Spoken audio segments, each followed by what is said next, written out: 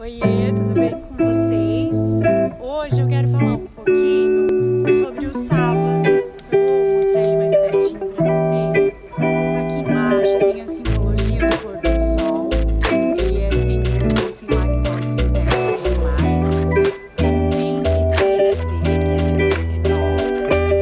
E quando eu pensei nesse cheiro, eu pensei no cheiro que remetesse o pôr do sol. Sabe quando você vai na praia e você vê aquele pôr do sol lindo? Então, quando eu pensei em desenvolver um cheiro, eu pensei num cheiro que remetesse o pôr do sol. E aí a combinação que deu essa sensação foi gengibre e jasmim aquático. E eu pensei em fazer em body splash, porque o body splash, além de perfumar, ele hidrata.